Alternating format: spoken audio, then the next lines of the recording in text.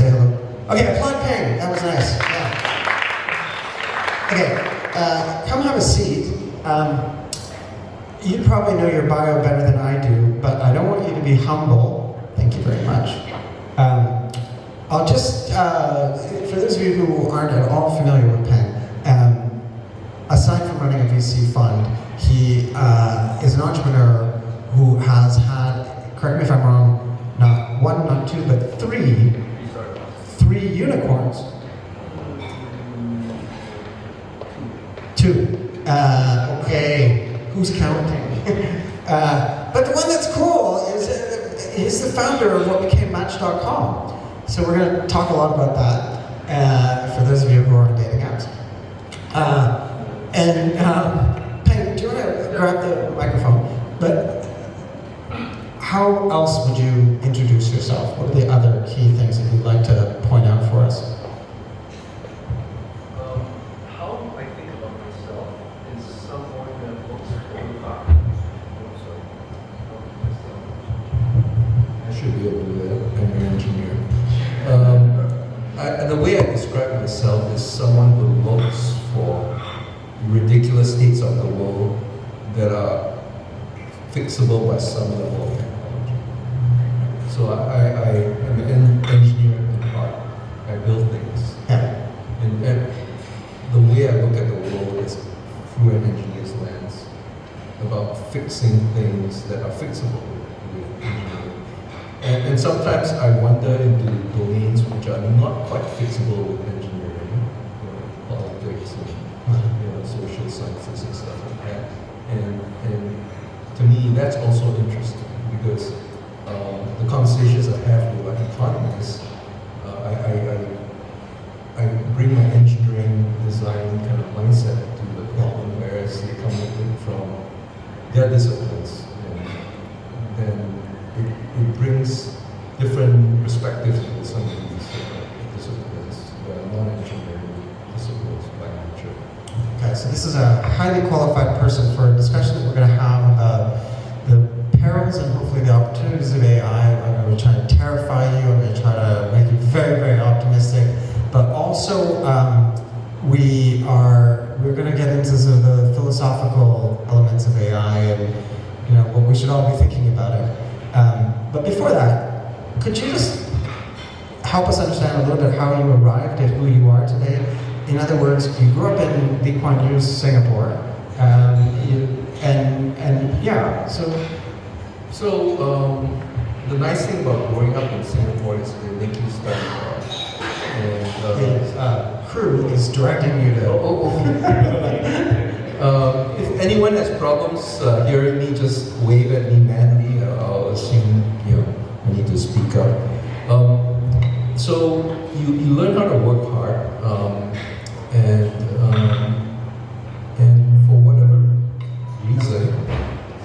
for whatever reason, I realized early on I needed to leave.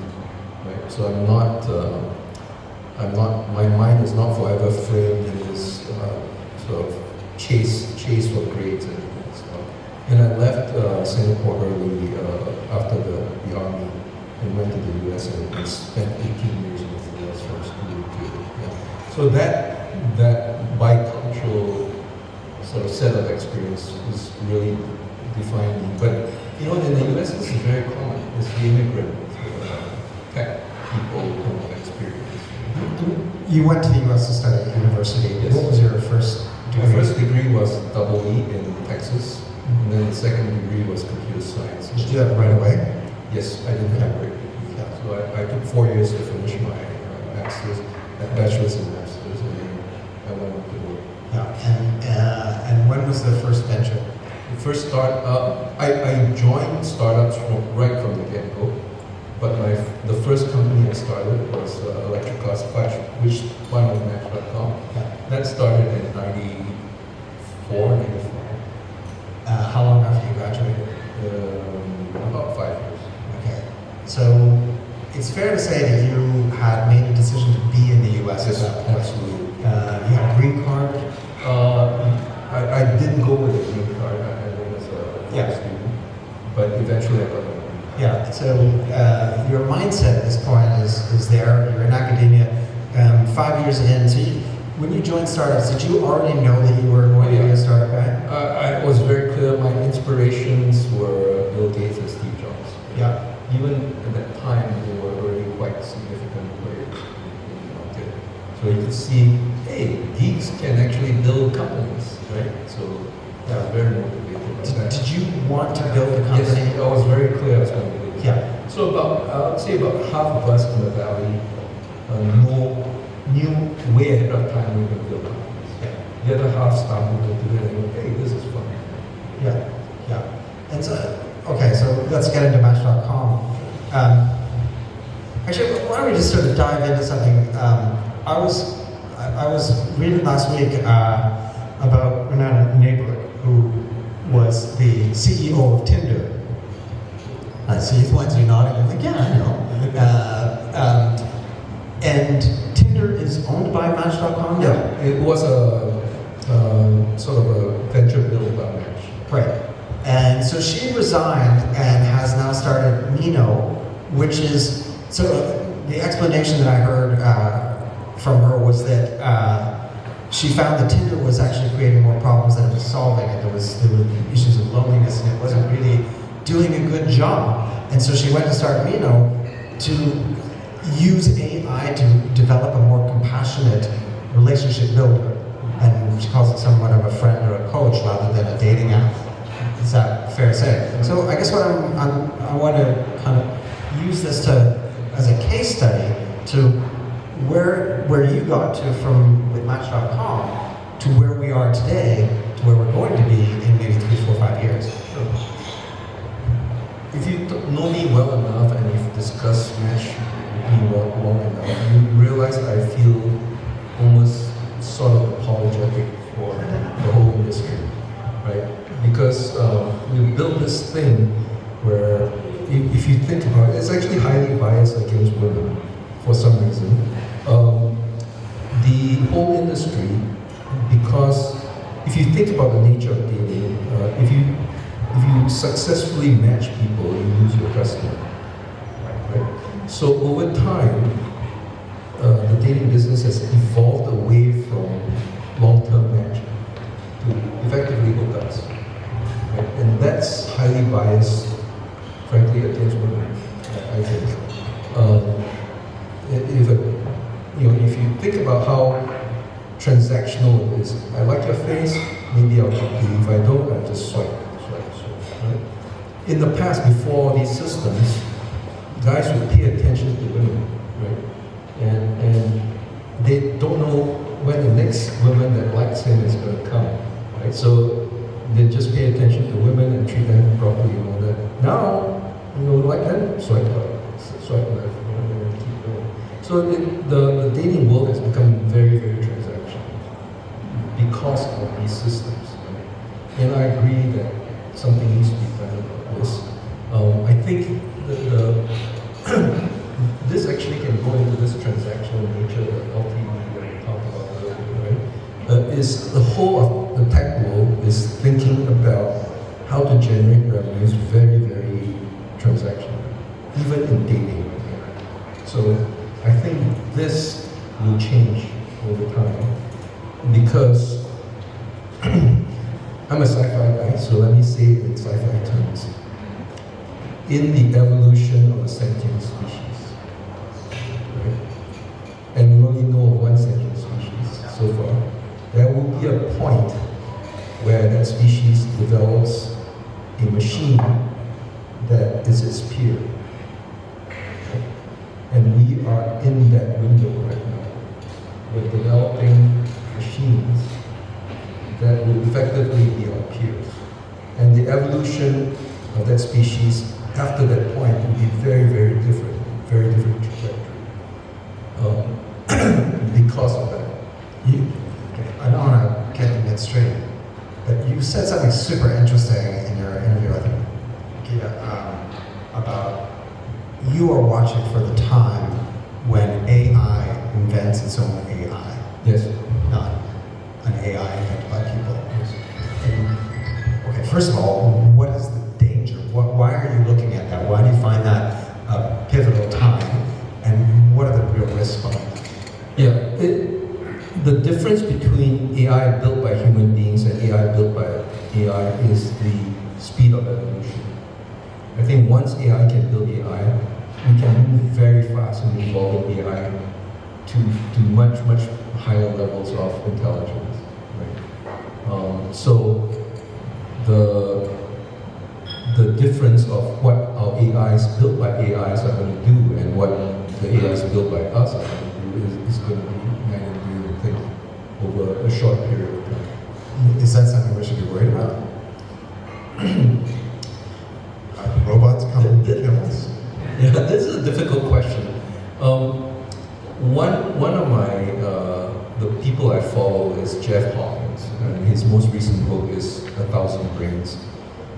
And his perspective, and I think there's something to be said for that perspective, is that the difference between an AI, the LLMs and all that, and human brains is we actually have a limbic system that where our fears, our greed, our drives all come from. The AI is just pure frontal cortex. It doesn't have motivation. The frontal cortex is just a reasoning system. It doesn't have a reason to reason. Right? The only reason the LLMs reason is because we tell it to reason. Right? So if you don't have a limbic system, you will behave just like a logic system, which unless you're given goals to go after, you won't do it. Right? So as in all our machinery, worry about the people that control the machinery and not the machinery itself. So do I worry about the AGIs that are going to come, whatever that means, right? Whatever the definition of AGI is. There are going to be machines that are much, much smarter than human beings coming in the future. I don't know how far in the future, but they'll come. Do I worry about that? I worry more about the humans that control than about them itself. Okay. So there are good humans and there are bad humans. The benefit, I guess, right now is that we talk about open systems, and therefore no one owns, there's no monopoly on AI. Yeah. No one's going to own the system. And as long as that remains true, the system should self-correct. Yeah. And in a way, you just explained game theory to me, or how you look at this through a game theory lens. Maybe you could just sort of articulate a little bit about that, in the sense of many people. We've done many AI talks already. We do it. What is the impact on creativity? What is the impact on the healthcare industry? What is the impact on sustainability and the environment? And in every one of those, I find the consistent thing is a doomsday scenario, and everybody leaves the party quite nervous, right? And what I love about everything that I hear and read about your assessment of AI is that it's incredibly optimistic, and you see us solving really great problems. So where do I fit my question in here, which is,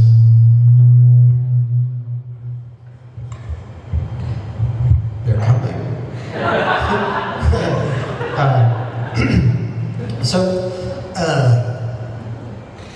Well, let's talk about where we are today. What is the low-hanging fruit for AI in terms of problem solving for humanity? What are some of the great improvements to our lives that we can expect? Okay, so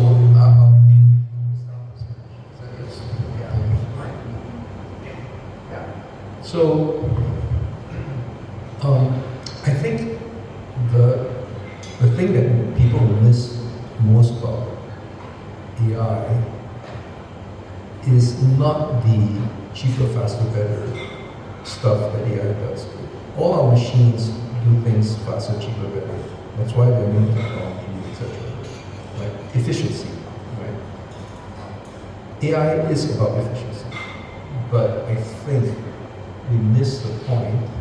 As I mentioned earlier, this is a point in our history, the evolution of humans, where we are building a machine that is our peer. Today, all the conversations you've had are with humans today. Right? Think about all the conversations you've had. 5 years from now, this is not going to be true. You'll be talking to your AI assistant, your AI banker, your AI whatever. Right? Think about how odd that is. Right? You can have an intellectual conversation with some entity that's not human. And that's Alexa on steroids. Yeah, Alexa is a light switch. Yeah. Right? But is that what you mean? That you'll be sitting in your kitchen and you'll speak to your accountant, Yes. and that will be an AI Yeah. system. And you will not just be talking how to plan your days, but you'll be talking about, well, I want to retire in 20 years, 30 years, and please help me plan out this level of lifestyle or whatever. And it'll figure out your strategic asset allocation, and it'll do a lot of deep stuff. And you will trust it. And this is where I think my optimism comes from. Because if you're an entrepreneur and you want to build a very special product that will gather a lot of users over long periods of time, the number one thing you need to do is actually not build a very effective transactional system. Right? That gets you nowhere. Everyone builds transactional systems. The trillions of dollars of transactions that have gone through tech is totally devoid of relationships. So you have to build a system that builds and maintains relationships with humans. Make friends with millions, literally millions of humans. So if you want to do that, what do you have to do? Think about it. How do you keep a friend? Right? Why do you keep a friend? Very simple. You trust that person. What does that mean? You believe in the competence of that person. If they tell you ABC, ABC is probably true. And number two, they've got your back. They're not going to sell your data to someone for pennies. Right? They got your back. I don't know how else to say it. Right? If you just do these two things with a human being, you've got them as a friend for life. And this is what the next generation of entrepreneurs will do if they want to be successful. Right? Because everything else is transactional, it's old school, they're competing with Google, right? Facebook, everybody else. If you build systems that build relationships with your users, you will start collecting, and this is the other reason why it's going to be successful. You're going to collect very deep proprietary first-party data that nobody else has. Right? So we have a headhunting company, Blitz, for example. They are looking at building Uncle Blitz, right? Who will talk with you as when you're in high school to figure out what you want to do with your life. Uncle Blitz, should I go talk to a lawyer or engineer? Help. Uncle Blitz, I'm going to college next year. Help. Right? At some point, Uncle Blitz, I'm graduating next year, I need a job, $2,000. So it's a relationship whose incremental cost of maintaining that relationship is almost zero. But one significant transaction out of that relationship will pay for everything many times over. Right? So you maintain these relationships, whether you're a real estate broker, you are a relationship manager, you are a headhunter, it doesn't matter. Banker, you maintain these relationships almost with no cost. And then at some point there's a transaction and it makes out for everything. So I see a lot of businesses coming out in the future who take this tack. Right? And their customers are not, their lifetime value of the customers are not measured in terms of months, it's measured in terms of decades. Right? So if you have a transactional business based on just doing a quick transaction and making money, you will be at a disadvantage to these guys. The game theory part then is that you have no incentive to break the trust. Yes. If you break the trust, you break all the value you've created in the Right. relationship. Yeah. Like for example, if you sell your customers' data, there's no value. even if it's anonymous, right? They will feel betrayed, right? And they will lose trust, and they will stop talking to people. If you sell your company to a big company, let's say Microsoft acquires it, the clients, the customers, will start to feel like, oh, can I trust Microsoft? No. Are you Microsoft or are you this other company? Can I trust them? Okay. What are the implications, say 25 years from now, how well-educated, well-employed, upwardly mobile human beings spend their time? Are we working 80 hours a week in investment banks and as dentists and lawyers and what have you, in white-collar profession? Or are we working 4-hour weeks and finding something else to do with our time? So, I have not yet explained the game theory piece of it. Yeah, The please right? go ahead. Yeah. But maybe I should do that first and then I'll go into that question.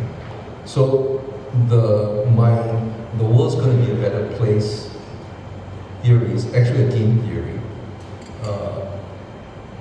around these trust nodes, right? Let's say Glimpse has a trust node, there's 10 million users. 10 million users have trusted Glimpse for 10 years, right? Absolutely no worries, no concerns about it. And then there's another few hundred thousand or few million of these trust nodes all around the world. And if a new node comes out, let's say acme.com, right? And a user of Glimpse says, hey, Glimpse, what's this node here called acme.com? Can I trust it? Right? Glimpse will, first of all, Glimpse has 10 million sensors, if you will. Right? They can ask 1 million of them, what do you think of this? Oh, and if anyone's been cheated by acme.com, they go, nah, don't trust them. Right? Here's why. Right? And by the way, Glimpse also knows about the other hundreds of thousands of trust nodes around the world. So you can ask, Glimpse can ask, can you trust Acme? And you'll get the answer. So effectively, companies will live in a world where it's a prisoner's dilemma in a very transparent society. So if you live in a prison and everyone knows what everyone else is doing, and you screw someone over, you will be dead. So this will be the world that companies will live in. I don't know, 5, 10, 20 years from now. Which means they will not be incented to violate the trust that you gave them. Right? Which means the world will be a better place because it will be more trustworthy. I think though, if bureaucracies take over these trust nodes, they will ruin the trust. Okay, so I really want to get into what regulation is going to look like. Yeah. But first, because I like the fact that the room is getting more and more nervous the more you speak. How do we spend our time? Because we've got infinite now productivity and efficiency. Yeah. So this is my counter worry to this, the world's going to be a better place thing. So what we do in tech is we make the world more efficient. Our productivity goes up. The problem, of course, if we reach infinite productivity, the value of labor drops to zero. Right? So if the value of labor drops to zero, capitalism stops working because capitalism requires both capital and labor to produce value so it can circulate the value. So the redistribution of value in an economy breaks if you drive productivity through the roof. Right? So the result is, the problem is even though you are in an environment of abundance, the economy produces a lot of stuff through these AI machines that are highly productive, doesn't require humans to produce value. Our political systems cannot evolve our economic systems fast enough to redistribute the value. Right? So I see this as a problem that we need to deal with. we need to figure out how to increasingly be able to. I don't know for sure that we need to be more and more social, but we need to figure out ways to redistribute the wealth creation. Okay. Universal basic income. Yeah, stuff like that. Yes. Are you implying that there will be far fewer jobs? Depends on what you mean by a job. I think, so I like to think positively, right? In a world where you don't have to work, what do you do, right?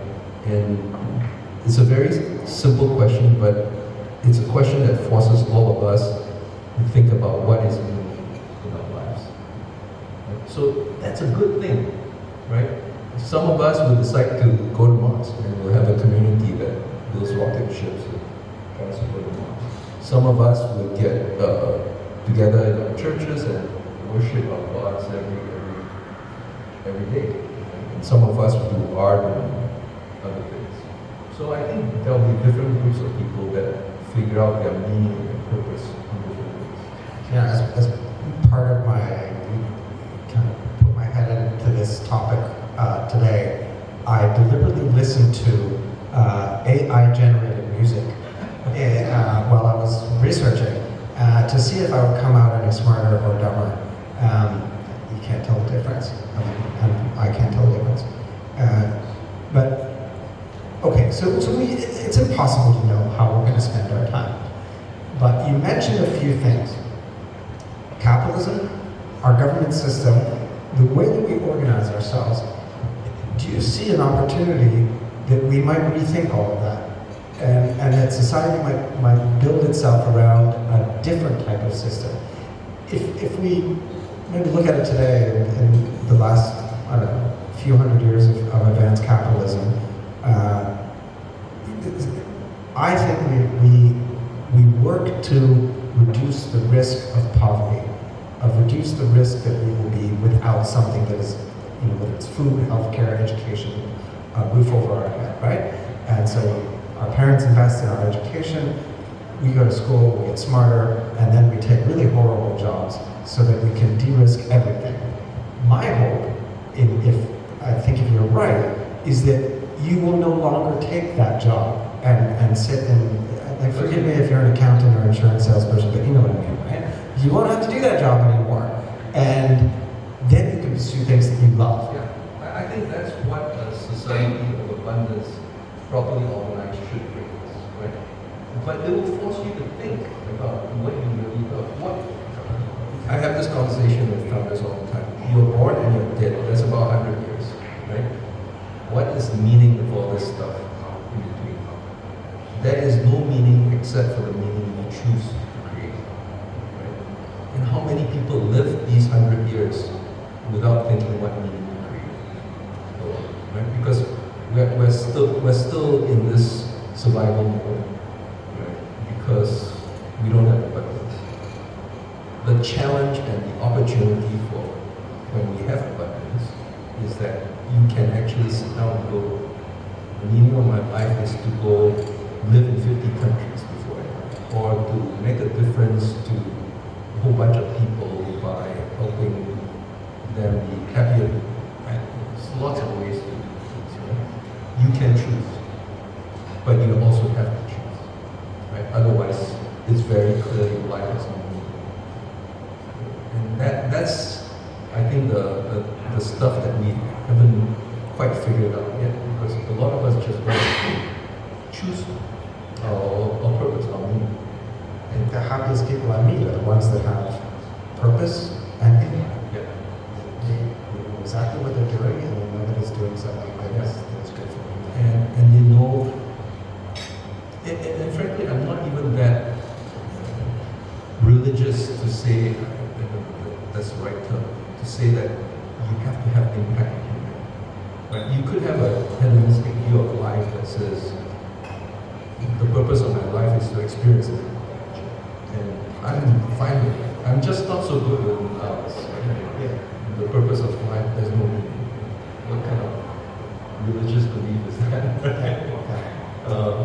But the Hellenists and the Stoics are fine with me. Right? So you got to go figure out what you want. And if you don't, and I'm very clear, and maybe frightening for some entrepreneurs, if you don't choose your purpose, you will that process, I think more of us should go through, but the world is not used to that kind of thinking. We're completely unused to it. Yeah. Or maybe we were 1,000 years ago, 2,000 years ago. But, so I forgot to tell you from the beginning, you can ask questions at any time. Like it's not a formal discussion. But there's some people responding, some people look really, really terrified. So I'm very curious to take the temperature of the room and say, what we didn't do, which was what we said on the tin, was we would talk about, the implications and maybe Southeast Asia's involvement in AI and what the potential is, and China versus US and all that sort of stuff. And yes, you can ask those questions if you want, because he has the answers. What is my version? Yeah. Okay, well, let's do this very quickly. What do you think is the market potential? I have read numbers like $30 trillion over like the value of AI as an industry. I find it really hard to put a number against it because instead of saying AI, you could say software. And software is So let me put it this way. Southeast Asia countries, average GDP growth is going to be 5% over the next 10 years. If you layer that with huge advancements and economic gains from AI, how much faster could that GDP grow? I've never, honestly, I haven't thought about it in numeric terms. Okay. So any number I put out would just a guess as opposed to Yeah. Okay. something like that. Okay. What role do you see Southeast Asia playing in the world of innovation for AI? So I'm an AI guy by training, by background. From a long time From a ago. long time ago, but it hasn't, believe it or not, changed that much except for scale. I actually believe we're at a point in history that is very difficult to invest in AI tech. I recommend to fellow investors not to do that because, well, let me give you a sense of how bad it is. Last week I spoke to both the deans of engineering at Harvard and Stanford. And I spoke to some folks in Texas about their GPU farms. Texas has one of the largest GPU farms in any academic institution. So I asked them, what's Facebook has? Facebook's GPU farm is 10 times larger than that of Texas. The Harvard guys, the Stanford guys are losing their professors from Google, Facebook, and all these guys coming in and recruiting China. There is almost no way academia can compete with AI as done in private institutions. So if that's the case, how much money can you spend investing in an AI company that can compete with these guys? It's very difficult. But the good news is, I don't think that's where the core value is going to be. A lot of that stuff is going to be over there, like cloud tech, right? It's open, everyone can use cloud. Right? I think the real value is actually the application layer. How do you, initially it's the more cheaper, faster, better stuff. How do you produce a graphic design, a graphic much more, you just type in a few words and you get a graphic. Type in a few words and you get a short movie. OpenAI edits your article and so on and so forth. I mean, the more cheaper, faster, better is the obvious stuff, and you're going to get many small to mid-sized companies doing that. But I think the next layer will be the ones I talked about earlier,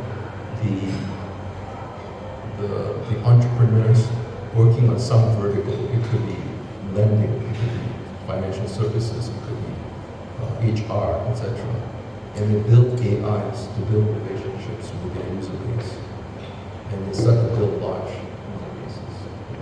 So those would be the other set of companies I personally am looking for, and I've nudged some of my CEOs to go in that direction where it's possible to do for their business.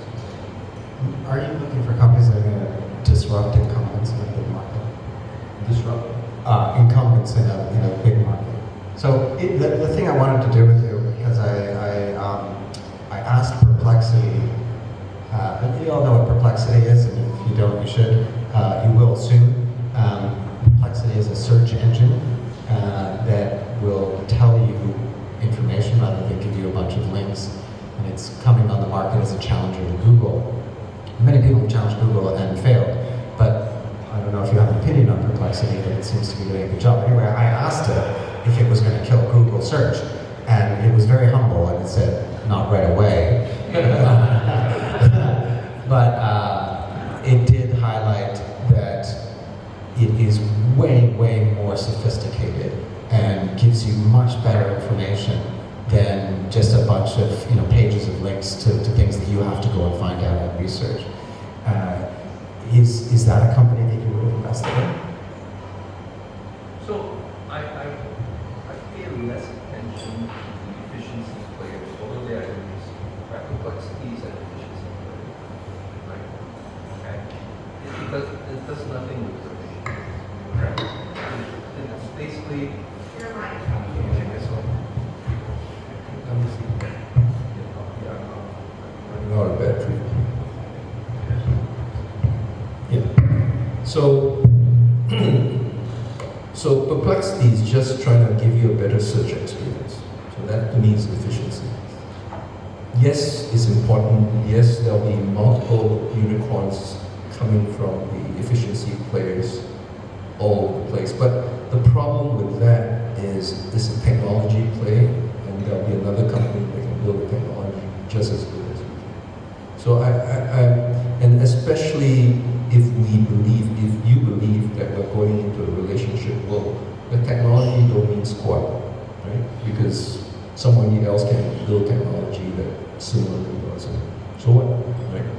So you have to build that relationship. So no step change there is what you're saying. Yeah.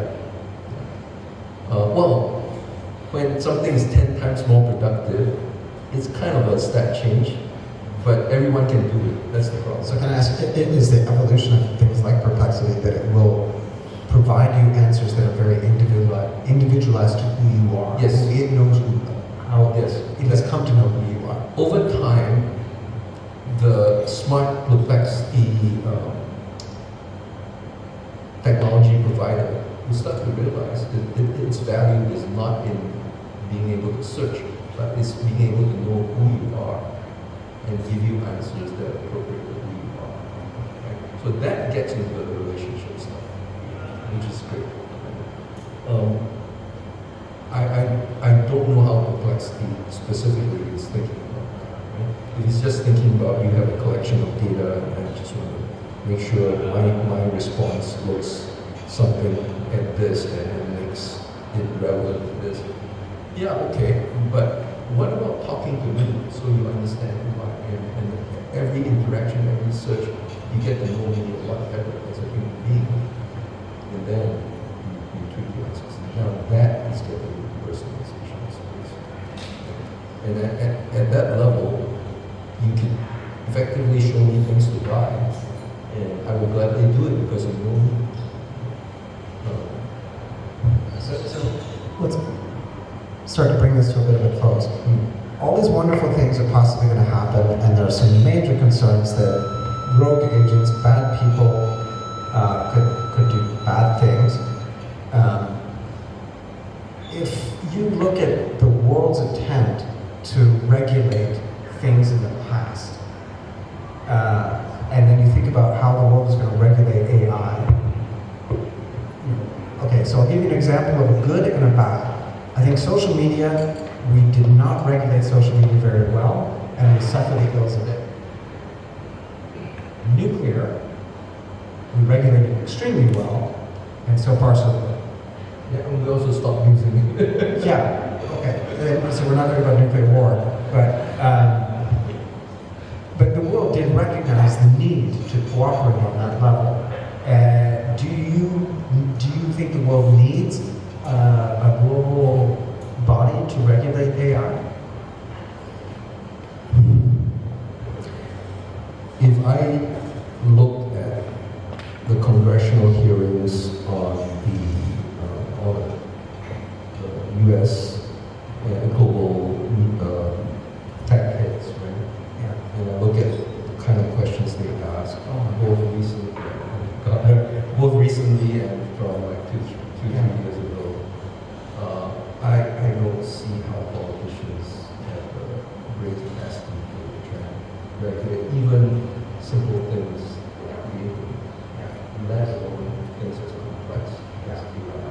So even if I say, look, you need to regulate these things, I don't know how that's going to get done. And it's probably going to get done in stupid ways that allow all kinds of problems. And we just have a false sense of the world is okay. So I think it's hard. Privacy, personal. Yeah. I think that one's easier, right? Because the regulation is you own the data, right? And if someone sells your data without your permission, you get in trouble. So, just make that rule. Don't try to figure out how actually it's going to happen. Just make the general rule that you own the data, if someone sells it, you're in trouble. That's it. Are there any questions? Chickens. Okay, thanks. There is one. I was reading. Go ahead, Adam. You're loud enough. Yeah, I was reading just yesterday or today about how AI can be used in education. But I have a two-part question about education and also what education in the NGO space. Do you think that there's a possibility that we might end up getting dumber because we rely on AI to feed us things and we get lazy? Because reading a 2-minute clip note as opposed to an entire book is a huge difference. And the second one is, do you think that there is going to be, until we get to this utopia of abundance, do you think that this divide between the haves and have-nots could just increase because of limited access to power of AI? That's amazing. That is exactly what we were talking about when you came up to us earlier. It's exactly what I was asking about. So thank you for doing that. Yeah. So I've been working with a foundation called Solve Education for the last 7 or 8 years. 263 million kids don't go to school. About a third of kids under 18 today will not be literate unless we do something about it. My conclusion is we cannot try and build schools, train teachers, print books. It doesn't work. It doesn't scale fast enough. So our solution is to put a teacher in here. So we've managed to put a course in here, but we've not managed yet to put a cheerleader, encourager, listener, what a good teacher is in this way. And I think that's the difference between us being able to teach 100 million kids versus 1 million kids. But there will be a small fraction of kids that will play with the coursework and they'll learn, in this case, English, right, over 2, 3, 4 years. And what we can do technically is to get you from 0 English to US TOEFL 600, which is the university requirements in the US. But you need to spend 3, 4 years on the system. And almost no kids spend that much time on it. So it's also assuming you have $1,000 phone. No. We actually built this for $50 phones. Oh, wow. Yeah. So if you come from the first world and you look at Khan Academy and you try to digitize Khan Academy and roll it out to emerging markets, it worked in Vietnam. One of my friends actually did it for Vietnam. We have about 1 million kids in Vietnamese schools with broadband that are using Khan Academy in Vietnamese this point in time. So very successful. But that's Vietnam that cares incredibly about educating their kids. Well, I should. They have Singapore, Vietnam, Yeah. highest scores Yeah, in PISA Asia. scores. Yeah. In Asia, right? Yeah. Well above. There's China, Singapore, and I'm not sure who else. Yeah. So yeah. So yeah, those are the two countries with Yeah. highest PISA scores in Southeast Asia. Right. Right. And the proof is in the economic quota. Yes, that's right. And Vietnam is coming up very, very fast. But I have another friend who's doing it in the Philippines, right? And what I was asking her what she's doing, and she says, I'm having a conversation with Starbucks. Because the Philippines is an archipelago nation. They have 15,000 islands. Most of the schools are not tied to broadband, so you can't use this first world solution in that kind of environment. You need to build software that can connect and disconnect, download small pieces of information, be effective in communicating that offline, and syncing up with the servers later on. So, and you need to do that in very small footprints and low CPU compute powers. Your basic premise is that kids need to learn English. First, Right. there is two reasons for us to teach English first. Right. The first reason is very simple. You learn English, the world opens up. Right. It Is includes that jobs and going to remain a fact? Oh yeah. This is the weirdest observation I've had. I think over time, the next 5, 10, 15 years, AIs will speak to each other. Right? Okay. So That's weird. Yeah. Okay.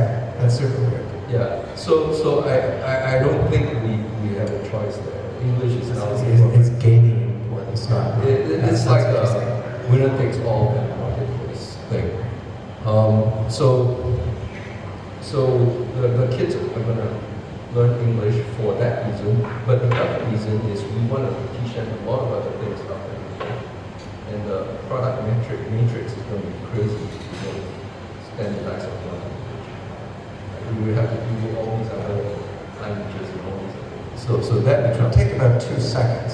yeah, now it does, but we didn't Yeah. think about that 5 years ago. I don't know. Tower of Babel is starting to kind of come to my mind, and I feel like that's a very sad prognosis for language. But, you know, we There's over translate. 600 languages spoken in Indonesia, Yeah. and we're going to reduce that to 1. No, I think people are going to keep the language. In fact, AI is going to help us keep our native languages. The second half of the question was about the sort of bifurcation, right, of have and have not, which is my major concern. What is humanity contributing?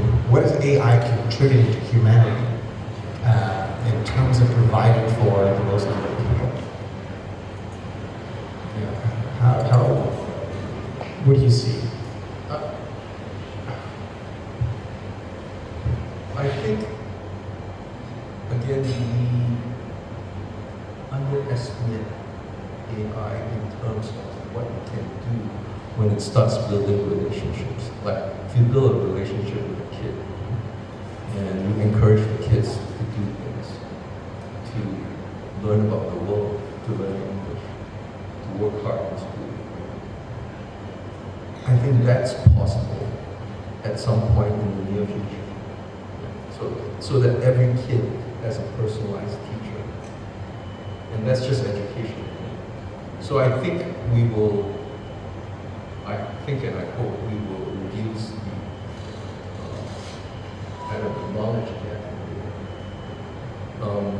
One of my friends who is a minister in Singapore, he looked at what we're doing in South education. He came up with this very strange statement, and I realized he was right in some way. He's a senior Muslim minister.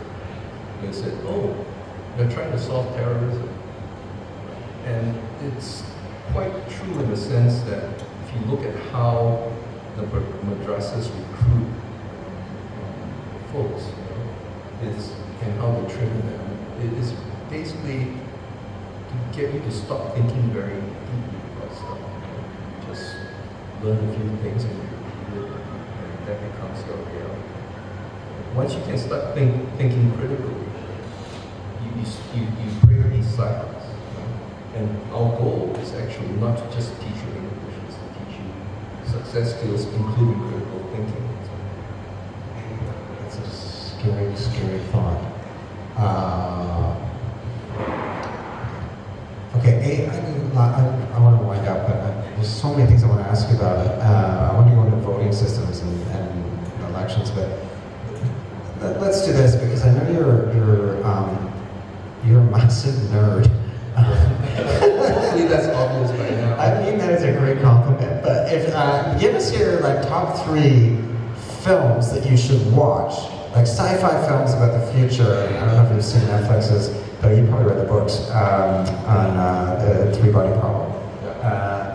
Give us your top 3 futuristic movies or books. There is a recency bias here, but maybe not.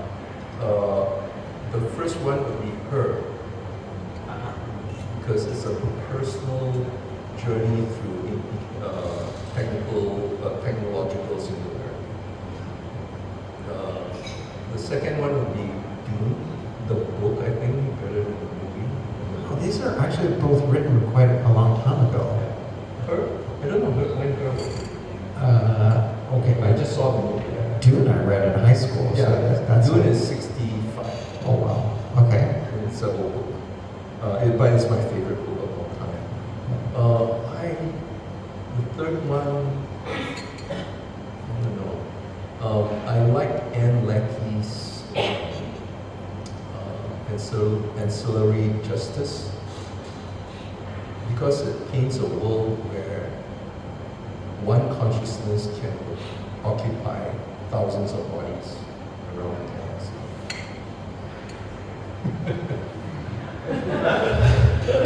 Great! That's awesome. It makes you think like a metaphysicist Yeah. if you go down that path. Alright. So look, one of my favorite things that you said tonight is speak to an entrepreneur. We get 100 years, maybe it's 80 years of cognizant life. We get to watch this amazing world happen. And what we do in those 80 years should not be painful. It should be really enjoyable. And it should be filled with passion and love and joy. And hopefully, the people who are designing AI are looking at it with that goal in mind. So anyway, I listened to Sam Altman and Bill Gates talking about their latest thing they're talking about. And one of the things that he said, that Sam said, was this would be the fastest technological transformation ever on a magnitude of 10. It would 10x anything else like the iPhone or any other major jump that we've had. Well, but this is true through tech. You look at television, the adoption scale is across the 0 to 1 million, right? Is across decades, right? And you look at the internet, it's shortening. You look at social networks, right? Shortening, and then within 3-4 days, with another users. And at the same time, you've got it's killing Moore's law in terms of prices going down faster and faster. We do have a problem in AI itself. The algorithms are pretty primitive, so they're very inefficient. And OpenAI uses about $1 million of electricity every day. So how do you manage that? So who's going to sell you $100 million worth of electricity every day? Right? So we have a problem that over the next 3, 4, 5 years we're going to work through. But yeah, it's not as, it comes down to like physical limitations, like do you have enough electricity to power the machines to run your hands? I've been feeling increasingly guilty as the conversation goes on because I'm literally just having a chat with Peng because I'm so interested in this stuff, but I have no idea how you guys are feeling. And maybe you checked out 20 minutes ago. So if nobody has any further questions, wait, okay, so you do. Wait, before you ask it, I'll just let you all know that you can. If you're super shy and you want to ask like how the next dating app you should approach it, you can ask Peng after, and I'm sure you'll how you go. And yeah, thanks, awesome. Okay, please. So. Thank you. Because during the talk there were whether quite technical discussion or social or economical direction, and I have two questions, which one related to A and another B, and I couldn't decide which one to ask. But as the last discussion was related to the algorithms rather basic at this moment, and then the electricity and power consumption and resources is not very sustainable. I believe I also learned this from some professors. Do you think less is more, and then we need to, as companies, startups, we need to focus on creating AI that will reinvent the mathematics and then can judge. One AI can judge another AI and work on a smaller scale, just like it happened with software. First, there was a large monolith software.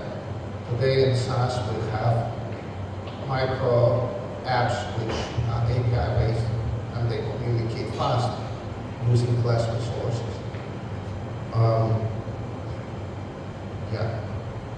But I think it's just all. The second question is very important. The first one, maybe no need to answer. Because it's too difficult. We spent many years thinking about it. The second question is very simple. With current state of AI, it's actually not really possible to replace the human, but what we would encourage is to augment our work, augment our learning, right? But the motivation and social learning factor is very complex. And the way companies motivate people is very, okay, you will get more money, or you work more, you will get more money as well. Do you think the motivation factor should be changed? If you work smarter, you just work less? And maybe social question is more important. So this might be a weird statement, but I think we'll learn how to become better humans from AIs. Right? Why? Because AIs will do what we tell them to do, and there'll be a bunch of people that are really great at understanding how to work with people, and we'll tell the AIs, this is how you work. And so AIs will do a really good job working with people, and then some of us that have a reasonable brain on ourselves will go, oh, this is how you treat people so that they will like you, right? And we'll learn from the AIs. And so how we motivate people, you give everyone a co-pilot, and the co-pilot will figure out how to work with you to get you excited about the work you do. And at some point, this is going to happen. And I think this is not necessarily a bad thing, right? We have been made very transactional by our transactional system, by our technology. Right? Very, very bad. Right? I think this is the point where we reverse that with our technology. Maybe I just add up a little bit, if you don't mind, because I tested this, and I'm curious how to motivate people to cooperate with AI, because in many people mentalities, let's say I do the market research. If I do it for traditional, transactional way, if I do it for 2 months, means I work very hard on it, and then I put it in a beautiful package, it looks very nice. Then I earn more. And that's how people really think it should be. But at the same time, we have enthusiastic people who cooperate with AI, do the same market research in 2.5 hours with the help of, let's say, Copilot or other AI tools. And then from social point, actually some people losing jobs. But why they do have such situations because they were not encouraged and motivated to just learn and cooperate, embrace the future of technology, let's say, right? Same in every technological revolution, right? Yeah, it's very, very challenging, I think, but Yeah. how to There'll be encourage people that them to refuse learn. to change. I mean, that's the nature of human beings. We are stubborn. Embrace the future. Embrace the future is what I would suggest. Okay. You've been very patient. Thank you very much. Please join me in thanking Peng for what I found an absolutely fascinating and lively conversation. Thank you. Okay, quick show of hands. You are happier at the end of the talk than you were at the beginning. Like you're more optimistic about AI than you were when you came in. Okay, and those of you who are way more terrified now that you've listened to Peng for an hour. Okay, there's a few. Okay, good job. All right, good night everybody. Thanks for coming.